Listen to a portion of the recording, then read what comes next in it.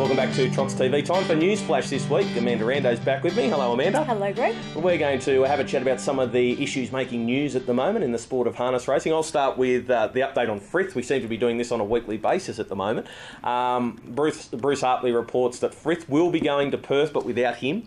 There was some talk that she might start at Melton this weekend, but she will not have a start on the eastern seaboard. She will fly directly to Perth on the 15th of November. She will join the team of Michael Brennan.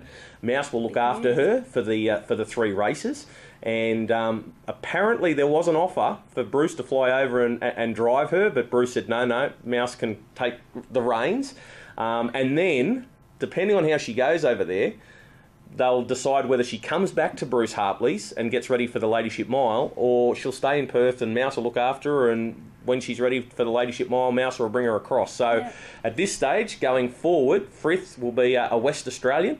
But I'm looking forward to seeing her back at the races. Yeah, so am I. So who will drive her over there in the races, do you think? Well, they use different drivers, the Brennan team, so it'll be interesting to see. But Justin Prentice is a name that would come to mind, but he's not the only driver that Mouse uses. So be interesting. And I don't think she's a very easy mare to drive. We've seen that in the past. And what Bruce did say to me, she's a lot leaner, she's a lot lighter than she has been in the past. About 60 kilos lighter than when she went round in the Ladyship Mile. So be interesting to see. She'll be a totally different looking mare. So we'll see how she goes when she arrives in Perth. But there's a race, a $30,000, $50,000 and $125,000 mares race during the Inter-Dominion, and that's what she's being aimed at. Yeah, right. And you've got a horse that isn't going over to Perth for those races. Yeah, Arms of an Angel. I spoke with Shane after the really strong performance on Sunday at the Fisher's Gate. 150.7. I know, faster than Mac Beauty. Mac who? Yeah, well, you know, like we think of the free-for-alls going 150.9 the night before, and that was a PB for Mac Beauty, and then 150.7. So I said to Shane, we take her across. It's not an expensive plane flight to get her over there. And Shane said, her low grading comes against her. She's only a C2. Yeah. And the preference for those feature mares races in Perth are for their metropolitan ranking grading. So she would be the first one to miss out. So he said, no, we'll concentrate closer to home and get ready for the Ladyship Mile if she gets to that. But she is something very special. Yeah, horses just don't do that if they're not special. So there's plenty for races for her coming up at Menangle anyway. Speaking of mares, you've got some news on a popular mare that's been racing in New South Wales for a number of years. Yeah, news came through that Iguchi Girl has been retired. She's been a gun. She's been racing really well at Menangle against the best of them lately. She's been retired due to she's had a hock injury ever since she was a 2-year-old, but surprisingly she's overcome that for most of her career and has earned over $210,000, personal best mile rate of 152.5, and she leaves behind a record of 22 wins, 42 placings in 124 starts. So spoke to Peter Trevor Jones. They're putting her in foal to roll with Joe. So they're just crossing fingers that her big heart is passed on to her progeny. And but the owners, Debbie and Rodney and Peter, they bred her, and they also have Beatson, who's racing in career best form. So they've still got another good one out there on the track. All right, well, she was a really talented mare, and did a great job. She actually seemed to blossom off a trip to Brisbane, and she came back and she was even better. So that's bad news, but good news to hear that she's going in foal to roll with Joe. We look forward to a couple of years down the track when we see that progeny hit the racetrack.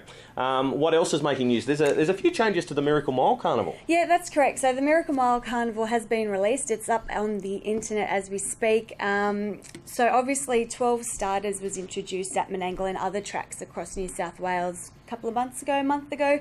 But that isn't necessarily going to mean all the races in the Carnival are going to cater for that. So the Miracle Mile will stick with the 8 runners. The Ladyship Mile will have 10 runners. The Bohemia Crystal Free-for-All will be 12 runners. The Lexus of Parramatta Lady Driver Invitational Race will be 10 runners. Then they also have a Miracle Mile Drivers Championship. Now this race is for drivers that have had some success in the Miracle Mile, winners, second place getters like your Robbie Morris or Luke McCarthy.